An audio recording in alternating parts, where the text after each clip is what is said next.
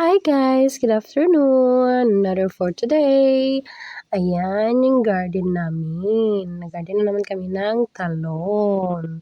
Ayan, nilagay namin dyan para hindi sudsudin ng pantot. Ayan, maliit pa. Ayan. O, tingnan mo.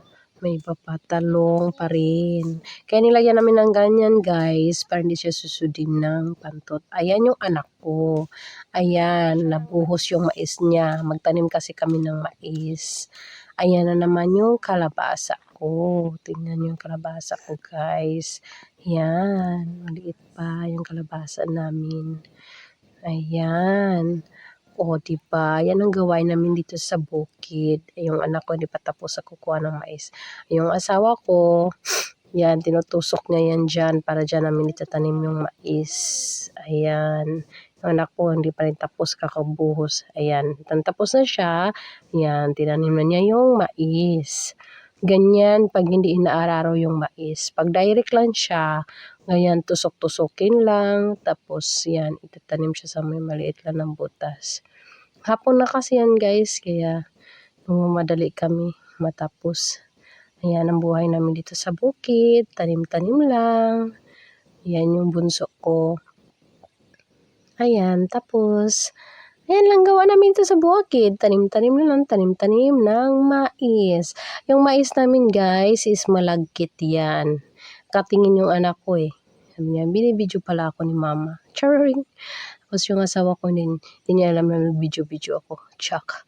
Tapos yan, tusok-tusok lang yan siya. Pero sinabihan niya ako niya mag-apura na daw, video-video pa rin kasi ako eh. Ayan, nagtanim-tanim kami ng mais namin. Kahit kaunti-unti lang, may makain-kain lang sa araw-arawan. O diba guys, ganyan ang buhay sa bukid. At saka yung mga aso ko, ayan, dar ka disturbo. Ayan, si Blackie, tsaka si Whitey. Yan, yun ang gawain namin sa araw-araw. Kaya tinatabas namin, tapos ilinisan namin, tapos tinaniman ng mais, at saka ibang gulay. Yan siya guys, sa tabi lang yan ng ilog namin. Ayan, oh. Ay, grabing saya ng anak ko nagtanim ng mais. Yan mo. Oh, nilagay lang yan sa may butas. Tapos, ano yun siya, takpan lang. Hayaan lang yun siya. Mas maganda kasi taniman ng mais. Ayan, yung anak ko, oh, na-enjoy din siya nagtanim. Minsan dinadabihan niya yung paglagay. Kasi hindi niya kasi alam, na-enjoy siya maglagay-lagay. Ganyan, summer kasi ngayon, kaya nagtanim siya ng mais. Sunod naman, mag-alis na yan siya, magpunta naman sa school.